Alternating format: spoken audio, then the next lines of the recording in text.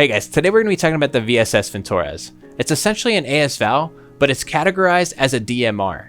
It's still fully automatic and shoots the same 9x39 subsonic round, but it's about 60k less on the market. I feel like I don't often see people running this weapon anymore, so I wanted to showcase why it's so good, so that maybe you'll consider running one yourself. So today, I'm going to show you a starter build for the gun, some of the ammo types you should use for it, and how that ammo holds up against certain levels of armor. Let's jump into it.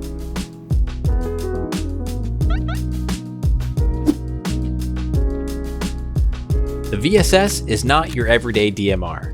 This thing fires 900 RPM, rivaling some of the submachine guns in Tarkov. With relatively low recoil, you can spray this thing in close quarter combat and shred people with high tier armor.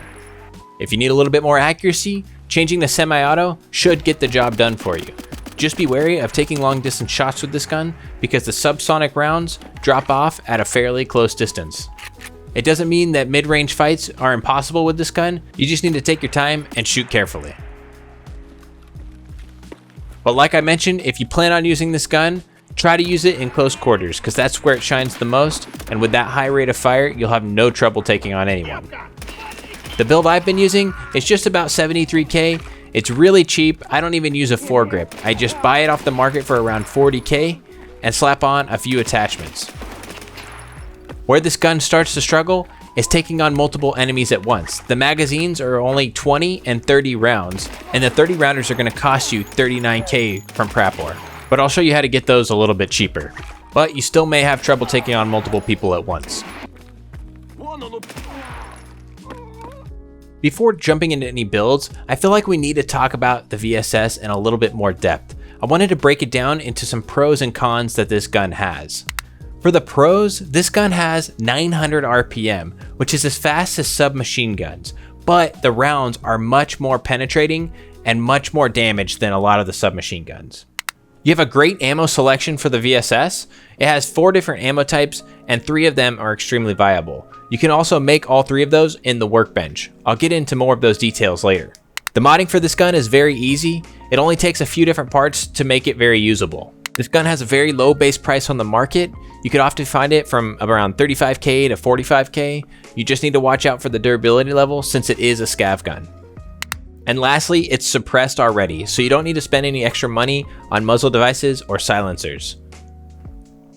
The first and most noticeable downside to this gun is the low velocity of the rounds. They're only around 300 meters a second, so the bullet drop is very noticeable. So that's why you want to focus on close range with this gun. The mags for this gun are quite expensive.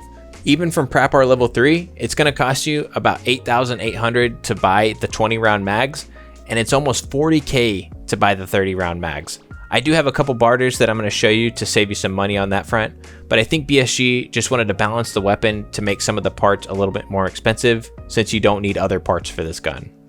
Even though it's easy to mod, it also has limitations because you can't mod most of the parts on this gun.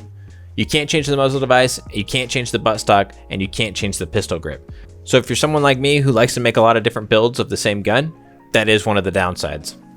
On the market, you're going to see a lot of different durability levels because this gun is a scav gun. That's what drives the price down. So if you just refresh enough, you should find a high durability VSS for lower prices. It's just going to take some time. And lastly, since this is a marksman's rifle, you are going to be leveling your DMR skill and not your assault rifle skill. So if you start using this gun a lot, you'll stop progressing in your assault rifle skill, which becomes really useful down the line with some high recoil guns. So next, I want to talk about the ammo. Here we have SP6, SPP, and BP. The only one I'm not including is SP5 because that's the lowest performing ammo. I will normally stick to SP6 because the performance is very good and the price is extremely cheap. I'm giving you the market prices for these rounds, but since you can make them all in the workbench, you can get them all a bit cheaper. The unique thing about SPP is as the penetration goes up, so does the damage, which is not usually the case with most rounds. It's usually the opposite. And for BP, I don't usually use BP since it's a little bit pricey, and you can almost get the same performance from SPP. But for my case, I'll normally be using SP6. Which brings me to a good point. I want to show a comparison to a different round in a different category of guns, which is BP 762. You've probably been dying to this round a lot this wipe, and that's because it's ran from the MK47 Mutant, which is extremely meta this wipe. If you compare the stats between the two rounds, obviously the biggest difference is going to be velocity, but every other stat is very similar. The biggest difference is SP6 is the budget round for the VSS, whereas BP is the meta round for the MK47. Not to mention, you'll be shooting SP6 at 900 RPM. I just thought that was really interesting how close in performance they are. So I want to take a moment to focus on SP6. This is the round that I typically run, so I wanted to see how the performance matched up to some of the different armor types. I'm only going to be testing level 4, 5, and 6 because you'll be 2-tapping everything below that. So I'm going to let this video play out and we'll talk about the results after.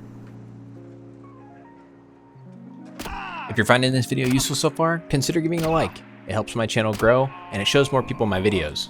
So thanks if you do.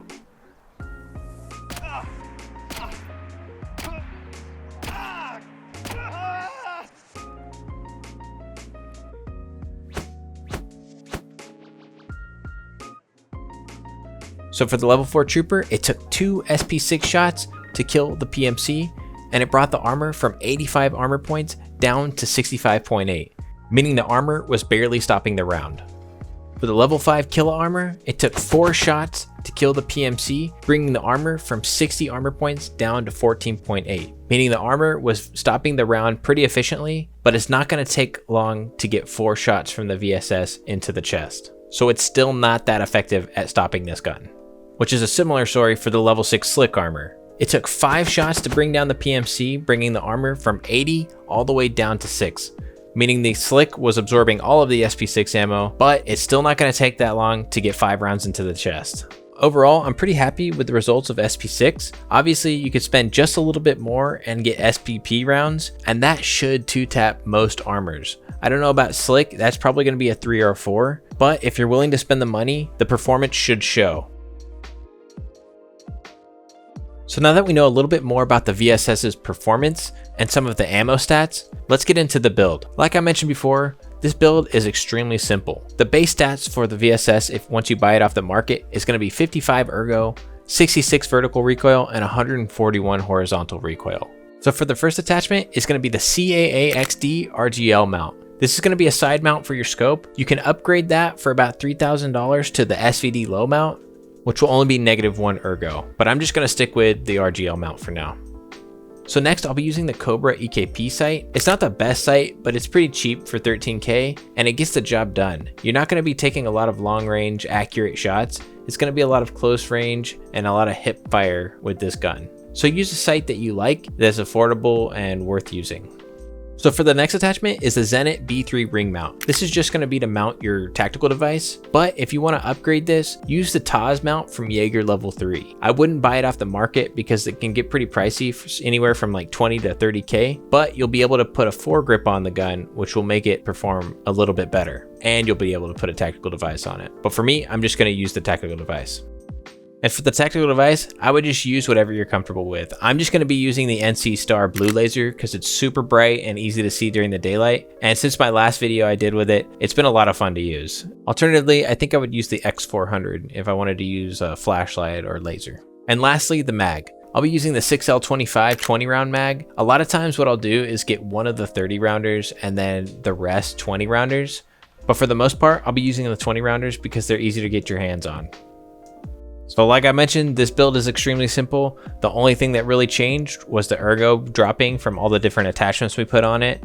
But if you spend a little bit more money on the Taz mount and a foregrip, you can bring down that recoil a bit. So here's the full shopping list for the cheap VSS. Remember to take a little bit of time to try to get that cheap VSS with a high durability. A lot of times people will be posting their high durability VSSs under the low durability ones just to get it sold.